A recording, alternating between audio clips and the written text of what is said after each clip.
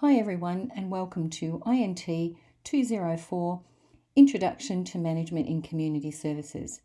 Today we're going to be talking about managing groups and teams. We know that well-planned teams can invigorate and motivate people to be more productive and also to better position an organisation to deal with the rapidly changing environment in which we live and work. To have a look at how to improve some team performance, we can actually look at the wisdom of geese.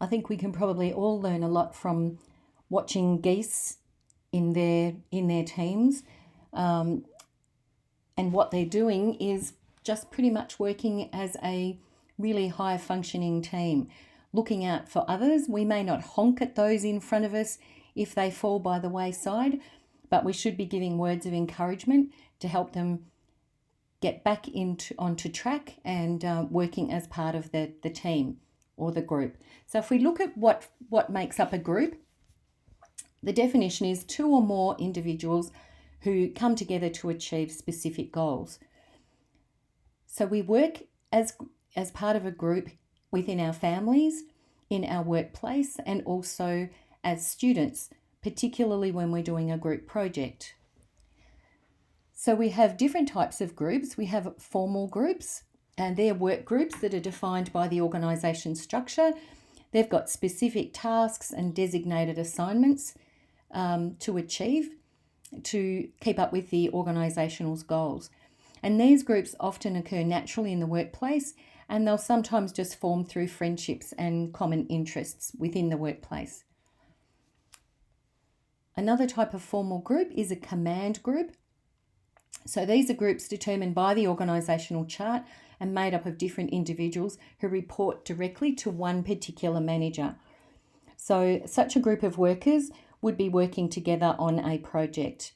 And you've all experienced this in group projects in your studies. And you may also be part of a command group in your workplace if you're given a particular project to work on. Then we have task groups. So that's a group of individuals that come together to complete a specific task. Sometimes these groups are often temporary because once the task has been completed, the group breaks up and goes back to their normal role. Such a group could be brought together to develop policies, for instance, for a new organisation. Once the organisation's up and running and the policies have been written and approved, that group is no longer needed. So they'll go back to their normal job or perhaps onto a different workplace. We then have cross-functional teams, which hopefully a lot of us are part of. So this is where a group brings together their own particular knowledge and skills from their different work areas to work towards a common goal. Cross-functional teams occur a lot within the area of community services, particularly as we have lots of different projects and programs to work on. So such a group, from a cross-functional group, would include the people from finance, marketing, operations, and human resources, and they all come together to give their expertise to achieve the common goal, whether that be a project or a program to develop. Then we have self-managed teams. So these groups are independent and just do their own tasks. So they will often take on higher level positions, managerial responsibilities, and they could be involved in the hiring, planning, scheduling of a program or a project, and then evaluating its performance. So there are different stages of group development, which we'll go through now. It's called forming, storming, norming, performing, and adjourning.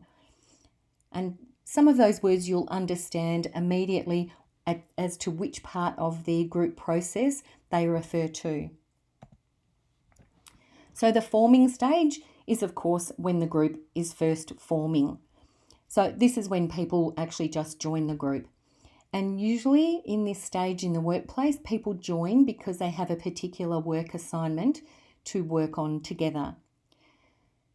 They join the group, and then the second stage is defining the group's purpose, the group's structure, and leadership of the group. So this stage can be an uncertain one as members test each other to determine and understand what types of behaviours are acceptable from each other. You have all the different personalities at this stage that are all jostling for position, sometimes perhaps jostling for a position as the leader. But at some stage or at some point in this stage, all of the individuals have to start thinking of themselves as part of this particular group. The storming stage. And the word storming is it gives you an idea of what this stage is about, because there's the potential for conflict as the individual personalities really start to emerge. This is usually because different people want to control the group and want to focus the group on what they're supposed to be doing. So often you'll have two really strong personalities who'll both be vying for the position of leader, and this is the storming stage.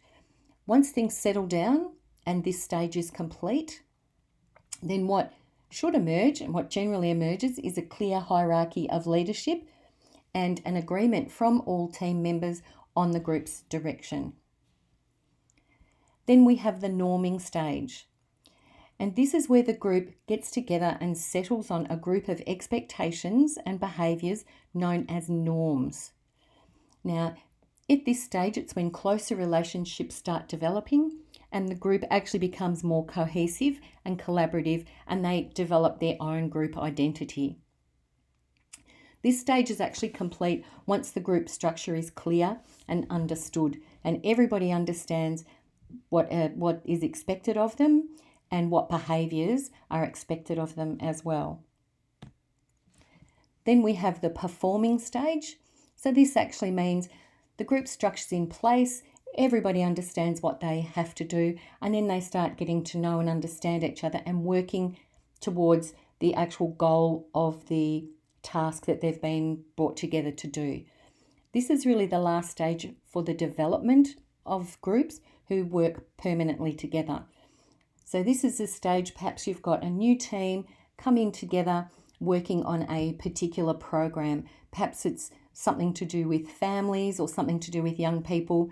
So this performing stage, the group has settled in together, the hierarchy's been decided, and now everyone understands their role, and they're all actually undertaking and doing that role. If there's a group that's only come together temporarily, you will have an adjourning stage. This could be a group that's come together for a particular project. Maybe there's a project and it has 12 months to run. The project has been completed and the group members are asked to wrap up their activities and instead of performing tasks. So some group members will react to this stage differently because the group is now no longer a group and everyone goes back to their previous role, or perhaps the job has finished and they need to go and find another job. So this can often be a difficult time for a lot of group members. And what are some of the different ways they might react? Some people experience a lot of anxiety as they disengage and separate from the team because the team has become very close, they've got to know each other really well, they've worked together really well, and they've achieved a lot during the time of that project that they've worked on. So an important aspect of this stage is to actually prepare group members for the adjourning stage. Part of that is by reflecting on achievements and experiences, talking about all the good times that they had together and how much they've achieved, so that people will go away not so much with a sense of loss, that they've lost the group, but with a sense of achievement. So group members all have different roles in that group, and you'll probably remember some of the different roles that people in organisations have from your lecture during week 1 when we spoke about Mintzberg's managerial roles. So within this theory, there's a number of different roles. Interpersonal, the figurehead. So we know that this person is the role model. They represent the company both internally and externally. They'll be the person that's called on to speak publicly. It may be, if you're looking at a community service organisation, it may be speaking publicly to advise people about what the organisation does, and perhaps with the overall aim of gaining more funding. Then you have the leader of the organisation who motivates and develops staff. They encourage a positive work environment, and they're really responsible for the overall motivation and morale in the organisation. Then we have the liaison. This is another interpersonal role. So this manager is the linchpin between the high and low levels of the organisations. So this person will give the information that's received from above, disseminate that and pass that on to the next row down of managers or team leaders, wherever these people sit in the organisational chart. And this person develops their own external network and will help to bring the right people together and bring people into the organisation. We then have informational roles, and this is just how it sounds. So we have a monitor. So they gather all the information that's relevant to the organisation, both internally and externally. They identify problems and opportunities, and they can identify change. The disseminator, this is the person, the manager, that actually transmits factual information to those people working under him or her and to other people in the organisation. Then we have the spokesperson. They communicate to the outside world about corporate policies, performance, and other relevant information. Then we have decisional roles. And again, that's very self-explanatory. So we'll have the entrepreneur in the organisation. This person designs and initiates change and strategies, and looks for future opportunities. A disturbance handler sounds a little bit like a bouncer outside the pub, but this manager responds to unexpected events and breakdowns and looks for solutions. And the problems might be external or internal. So an interesting title, and one that you're probably not very accustomed to hearing. We also have resource allocator. So they control and authorize all of the resources and how they're used. This would include finance, could include machines, cars, materials, employees, and different positions of power. Then we have the negotiator. Again, this is a clear role. They just negotiate with other organisations and individuals on behalf of the company. The negotiator could be put in place and implemented when there's a possible merger between two organisations, or they could also be the person looking for external linkages between themselves and another organisation for the benefit of their company. So wherever you work, your organisation will probably not have those titles. They may use some, but they probably won't use all. And instead, they could use some of the following: team leader, which is one we're all pretty familiar with; supervisor, another one we're all very familiar with; administrator, a head, and foreman. So if you're in a factory, then you're probably accustomed to having a foreman who's in charge of particular areas of the factory. Individuals, that's all of us, play a variety of roles in and out of the workplace. And we have different roles both professionally and personally. So if you have a look at the little diagram, what are the roles that you play professionally and personally? So each of us is a child. Each of us is an adult. Some of us will be parents. We're all parts of a family. Some of us may be teachers. We'll be supporters, and that could be supporters of our friends and our family. If we have a partner, we could be a lover. You'll all be students. Hopefully we're all friends. We could be healers, and as we'll be working in the area of community services, we will definitely fit into that role as well. So when you look at the roles that you play, we all play multiple roles, and often at different times in our lives. And this is just a small sample.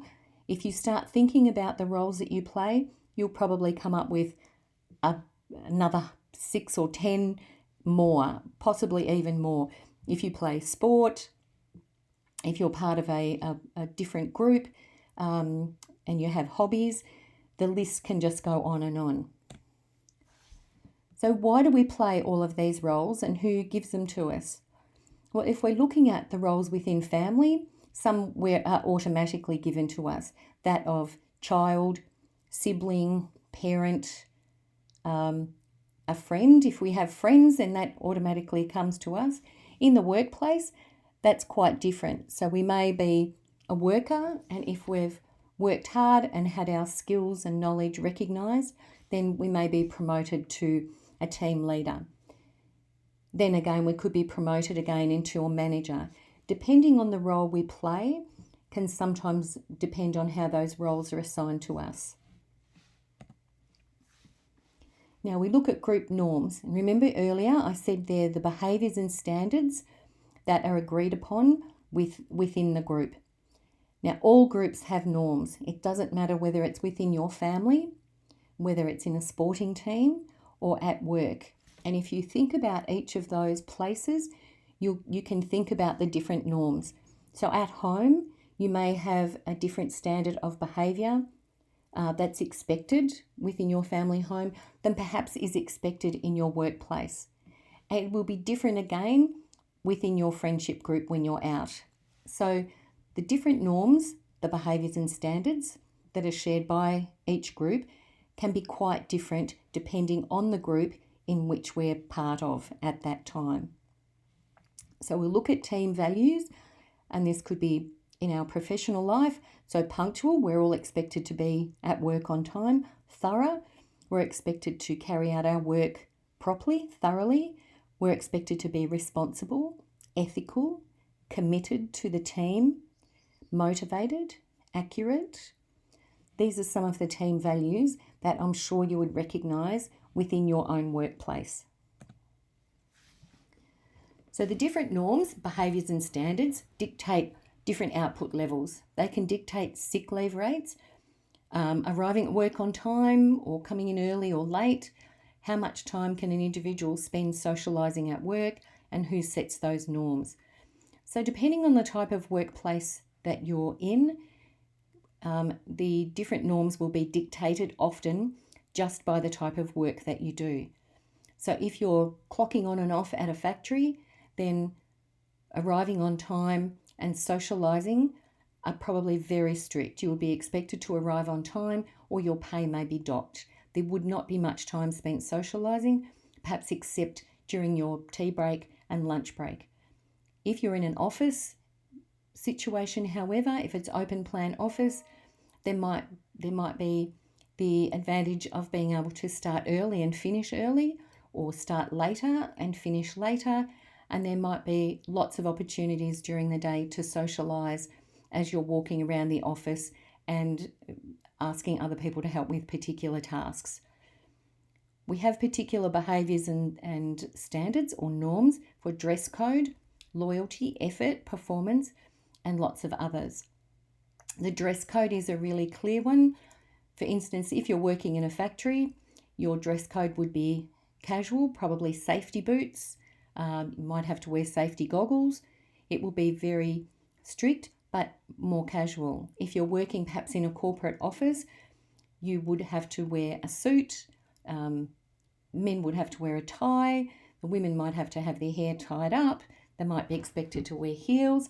All of these things are norms. So the behaviours and standards, remember, for the particular workplace that you're in. So dress codes. So this describes what's considered appropriate and inappropriate to wear at work. As a student, you can just wear neat casual to uni. But in the workplace, there will be specific work attire regulations required. Loyalty. This is one that relates to the expression and the level of commitment someone has towards the organisation. So there is an expectation that people would be loyal to their organisation. And we'll often see examples where people are not particularly loyal, and social media is one area where staff members have been caught out at different times and they discuss what's happening in a derogatory way on social media about their workplace and actually get caught out.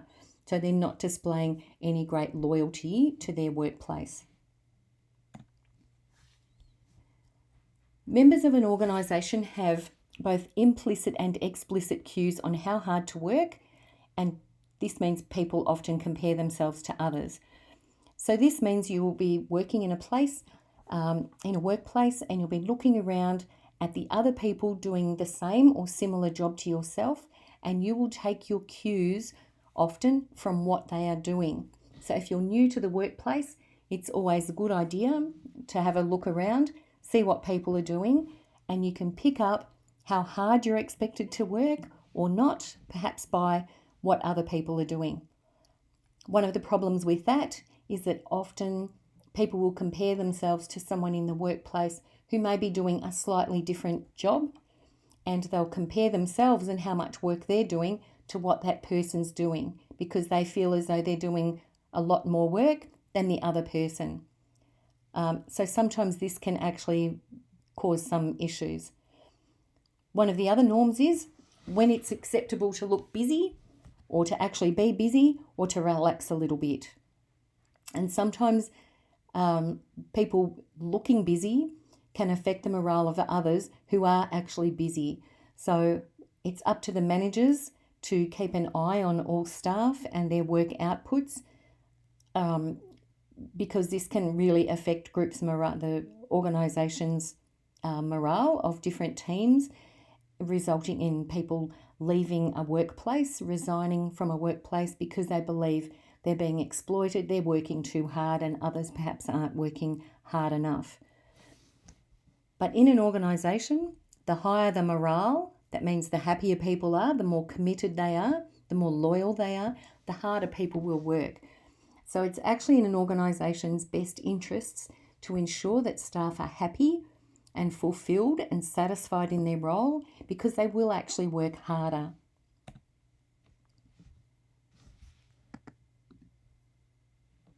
Is your team slacking?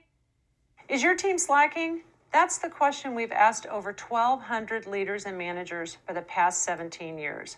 When people on your team are not contributing, they're not pulling their weight, literally. In a very first demonstration of this, people were pulling a rope. On average, people were able to pull 63 kilos of force per person. You put those people into teams of 3, it goes down to 53 kilos per person. You put them in teams of 8, now we're down at 31 kilos per person. This social loafing effect has also been replicated in intellectual challenges, creativity tasks, complex reasoning, and it occurs across cultures: India, Japan, Taiwan, in addition to the US. I had an opportunity to work with the senior vice president at the Bulkmatic Transport Company. Brian's safety team at Bulkmatic was tasked with a really important project: how to install 500 smart drive cameras in their tractors and produce coaching clips and instill driver acceptance.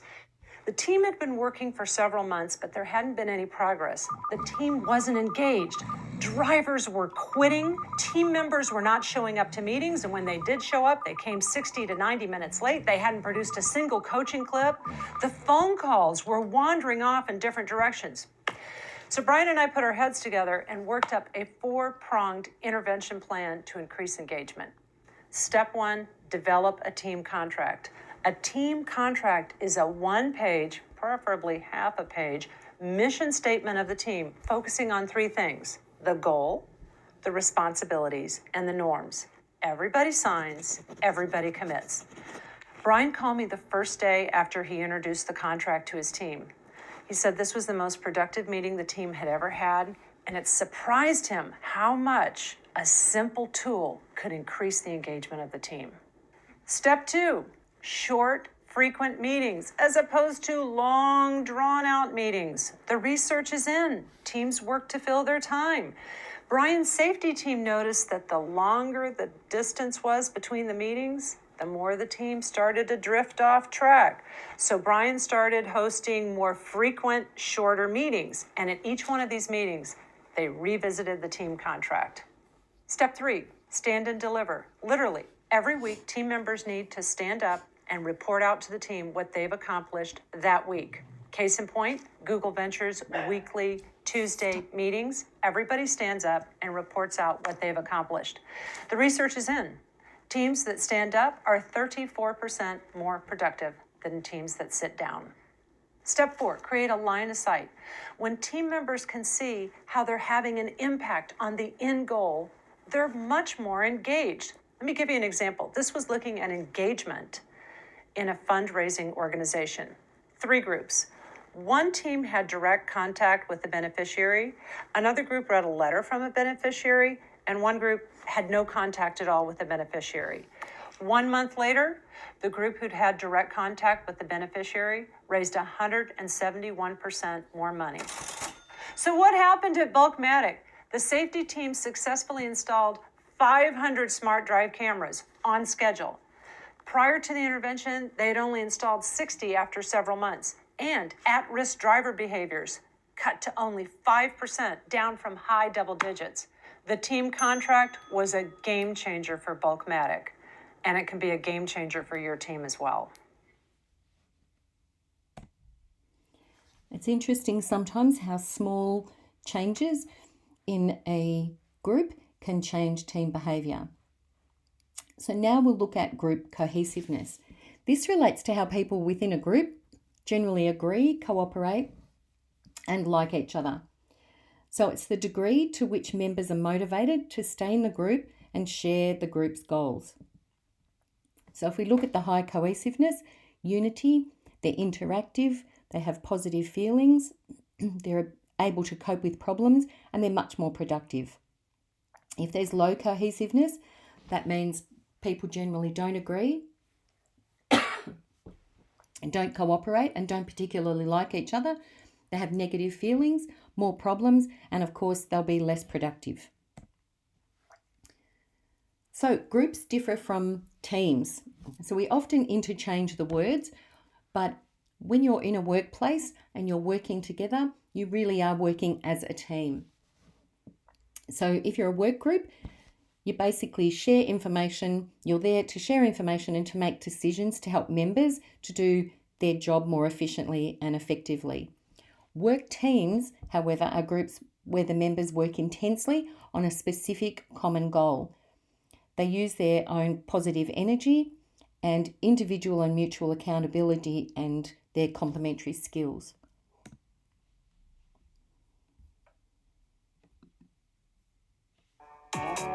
Five golden rules for building a great team. Be open-minded. Putting all your biggest brains together won't build a good team. It will see problems and opportunities in the same way. Nobody will listen to others, and criticism won't be shared constructively. Mix people. Don't think extroverts people as better team players. While extroverts may inspire and motivate, introverts can create the most wonderful new ideas and inventions.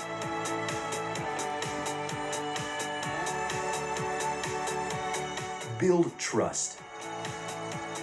People work together effectively if they trust each other. The problem is that we perceive the trustworthiness of the group by assessing the least trustworthy member. Don't let that one bad apple spoil the bunch.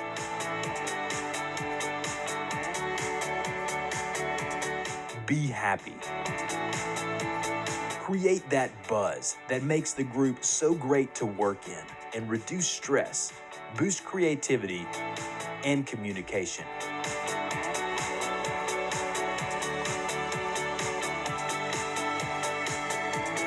Define goals and roles.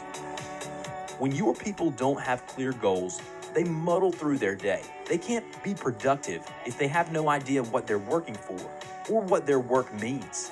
And if the situation changes and the team has to adapt, unclear goals and roles becomes a problem. A clear goal efficiently provides instructions to your team on how to go from point A to point B. Imparting a clear vision and inspiring its members is fundamental to team success. That's why team building is more important than ever. Punteroso, because each team is unique. So there are types of teams on all levels, as we know. And after looking at that little video clip, it doesn't seem too difficult to actually make a team work effectively, does it? Look positively at the team, keep everyone happy, or most people happy, and the team will actually come together, work hard, morale will be high, and you'll achieve your goals. So when we look at the different types of teams, we have management teams. So this is usually the leadership team. Then we have staff teams. They're made up of staff and their manager, and they'll be a helping team. Then we have project teams. So that consists of cross-section managers and their staff. So project teams are specifically there for a project. Staff team is there to help all other staff, and the management team is there to lead the organisation. So teams can do lots of different things, and they can be quite different. As we know, different teams will design products, they'll provide services, negotiate deals, offer advice, make decisions, coordinate projects, just to name a few things. But generally, there are 4 different types of teams. Problem-solving teams, self-managed work teams, cross-functional teams, and virtual teams. You probably know about those different types of teams already, but we'll go into them in a little more detail. So we have problem-solving teams. So these teams will be from the same department or area, and will be involved in improving work activities or solving a specific problem, hence the name problem solving team. So the team members will get together, they'll share some ideas, offer suggestions of how things can be improved. But they're rarely given the authority to implement these actions.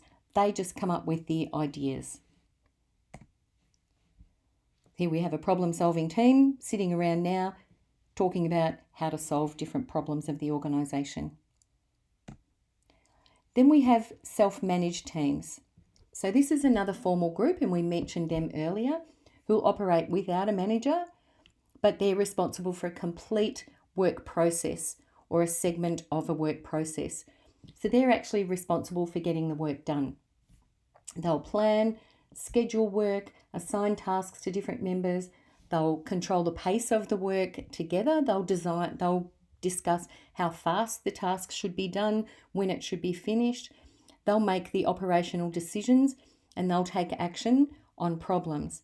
These teams actually have power and authority to make and implement decisions and finish projects, hence the name self-managed teams. So they're in there, they know exactly what they have to do, and they go ahead and do it. They know the end goal, and so they can work together to achieve that goal. Then we have cross-functional teams. These teams are very, very common in community services because we need a whole range of people to come in and deal with setting up of projects and programs. So these teams are made up of lots of different people with various specialities or skills. So these teams will work together to improve quality and productivity, or they'll actually come together to give their expertise when setting up a new project or program in community services. So these teams, because they'll be senior people with a lot of skills, they also have the power to make recommendations and implement changes to improve the organisation. And then we see a cross-functional team, just a little pictorial of lots of different people holding different puzzle pieces, and they all come together to form the team. Then we have virtual teams, and these are becoming more and more common now. We're all experiencing a lot of virtual teams at the moment. You via Zoom with your studies and online learning with listening to recorded lectures as opposed to being able to go into class.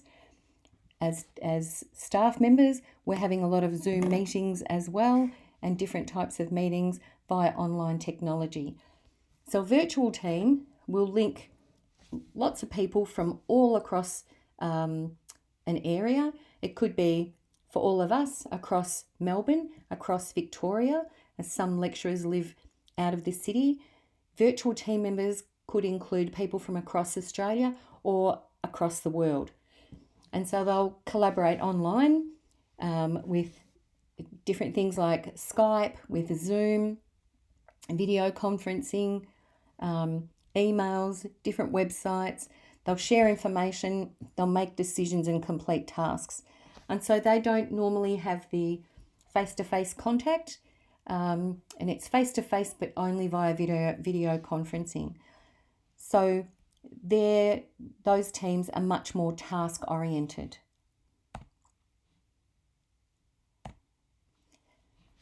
So what makes a team effective? Well, we've talked a little about team effectiveness. A couple of the video clips that we've watched talk about how to keep teams together, make them more cohesive, keep them happy, keep morale high. So what are the various factors that you think contribute to a team's effectiveness? How do we know if a team is effective? How can a manager shape team behaviour? We've already discussed a few of those things. How do we know if they're effective? Well, we know if they're effective because the team members are happy, they're coordinated, they're working together, they're achieving the goals. Can a manager shape team behaviour? Yes, most definitely. So some characteristics of effective teams is their persistence. They overcome obstacles creatively, they're committed, they're inspired by the vision of the organisation, they take action and they do what they set out to do. They're committed and loyal to the organisation. They understand priorities. So within that, team members or the actual team will keep prioritizing what they're doing to ensure they're achieving the goal. They're willing to take risks, and they're very, very innovative with their ideas. This is one of the most creative teams or effective teams you'll ever see.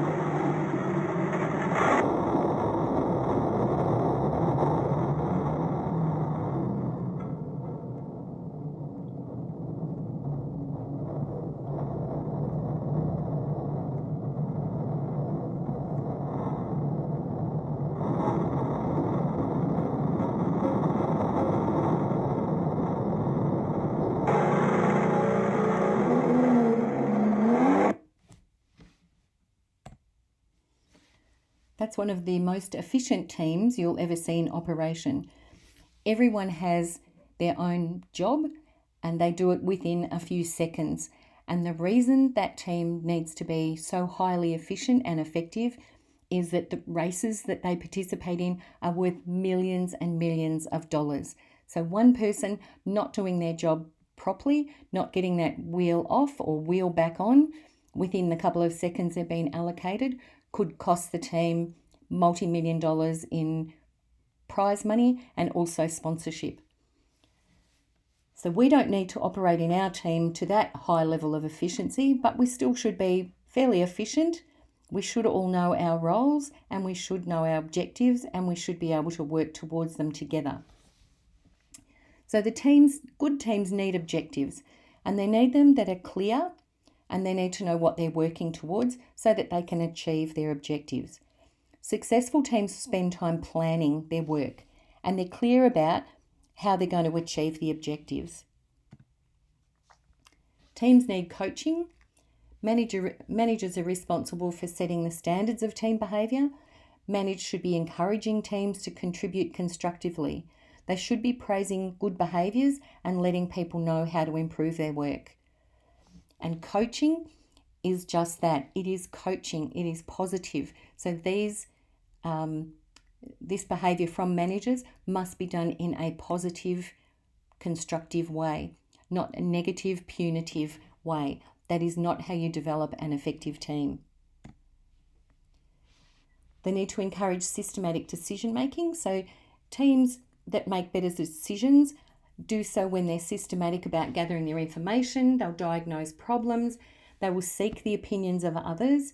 And before they take decisions, they'll actually evaluate different options. So for an effective leader, they will encourage decision making amongst the team. Teams need good administration. Procedures, policies, processes, and communicating frequently between meetings are really important elements to effective teams. There's nothing worse than going to an important meeting and then never receiving the minutes from that meeting until perhaps 2 months later when the next meeting comes out, because you'll forget what happened at the meeting. You don't actually see the actions that come out. You don't see what's come out of that meeting. You don't see what's happened.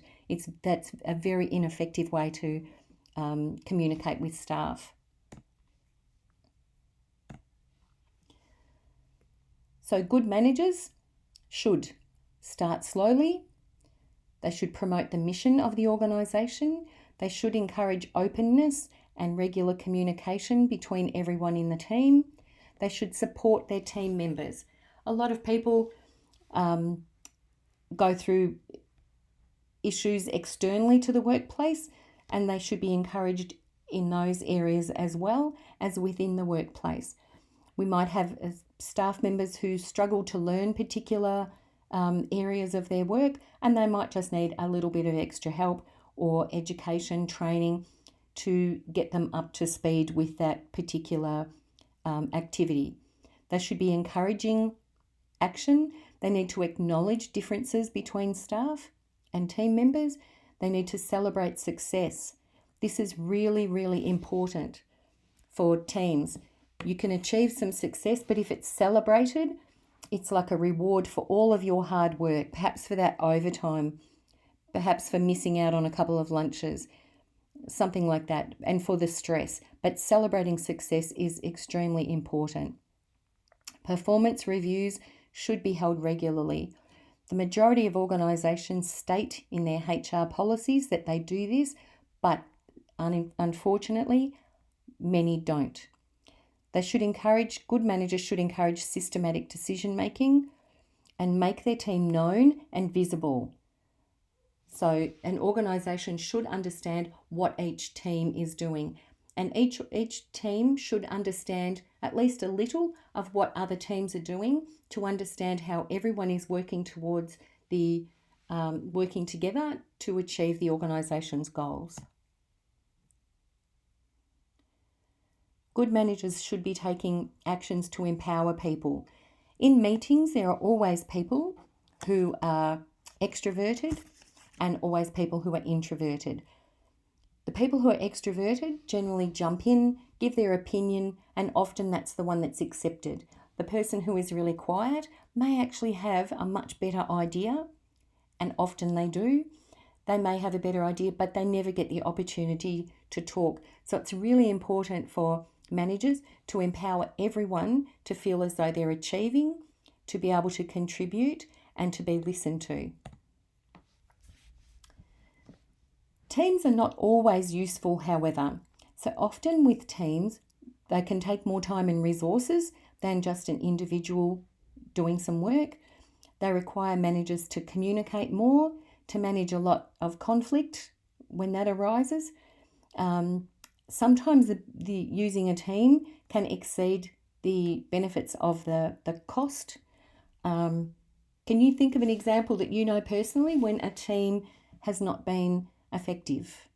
I know I've worked in a couple of places where we've had teams of 6 or 7 when perhaps 2 people may have been more useful, or even the manager just delegating tasks to different people to do their individual task in order to achieve the goal of the project rather than everyone working together.